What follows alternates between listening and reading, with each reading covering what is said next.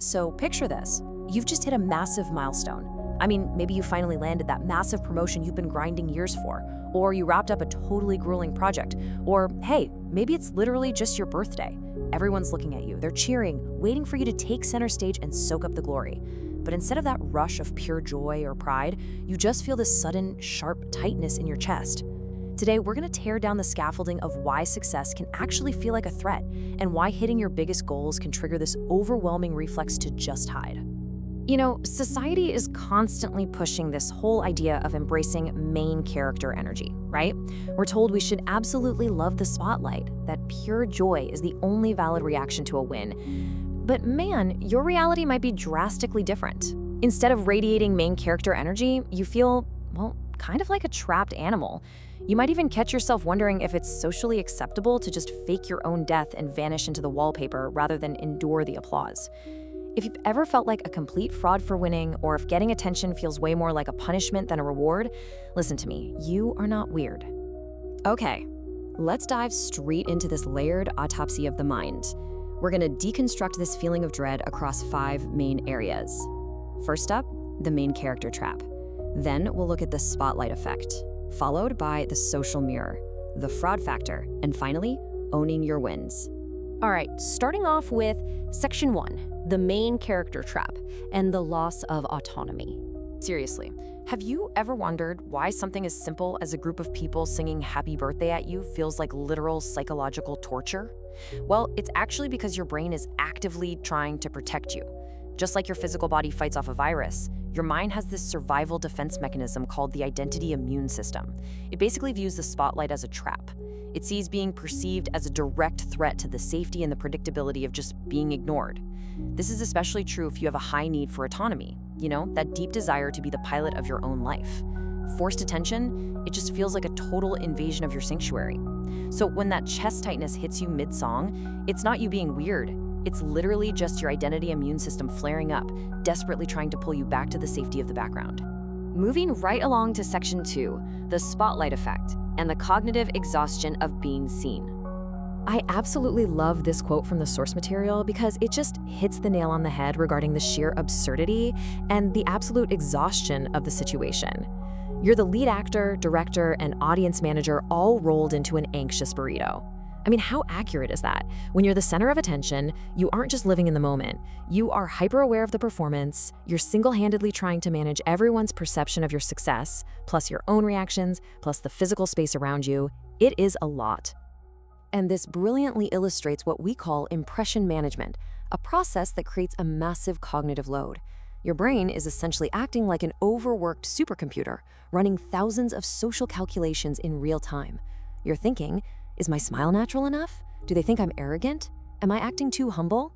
You are constantly calculating how people are reacting to your wins, which, as you can guess, drains your mental battery in a matter of seconds. So this heavy cognitive load naturally leads to what psychologists call public self-consciousness. This is that intense psychological state where you're obsessively worrying about how others are viewing your success, rather than, actually focusing on how you feel about it. It completely severs your connection to the genuine joy of your own achievements. You aren't actually celebrating, you're basically just working a really stressful, unpaid PR job for your own identity. Now, let's jump to Section 3, the social mirror and the inherent danger of outgrowing your environment.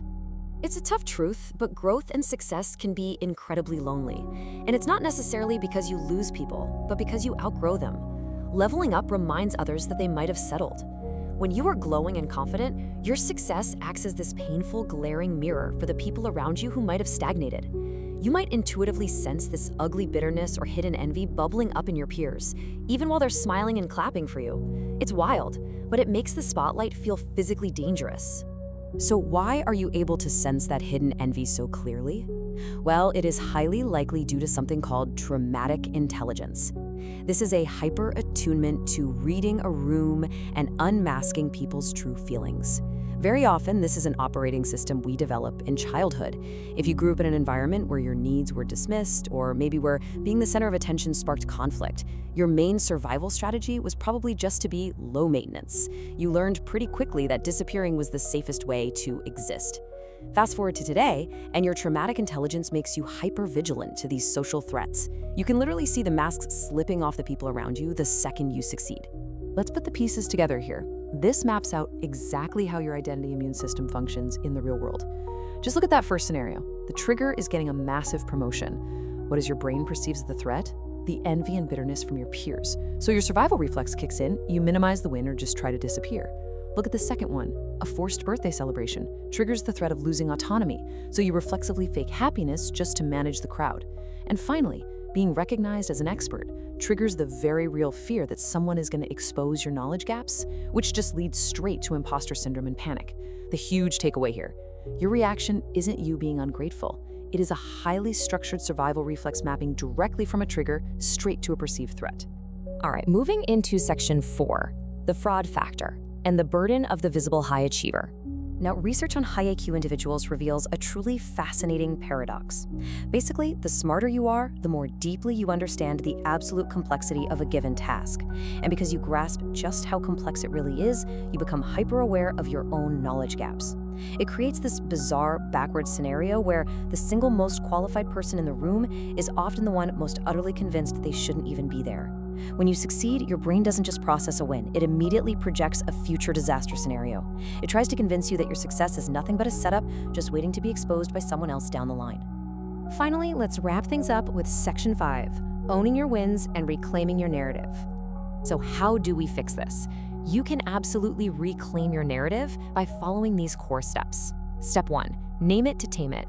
When that spotlight hits and the panic flares up in your chest, literally tell yourself, hey, I notice I'm having a spotlight effect response right now.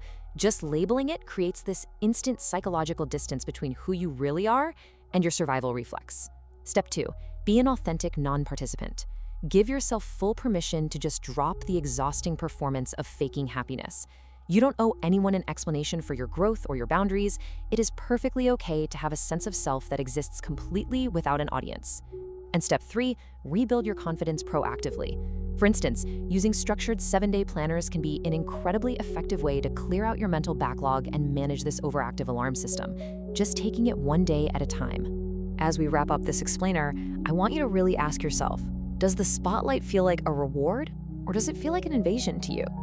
You know, your silences and your urge to hide make perfect sense. They really did keep you safe, but they absolutely do not have to write your next chapter. What would happen if you finally stopped apologizing for your success and just allowed yourself to be seen? Stay curious and keep learning.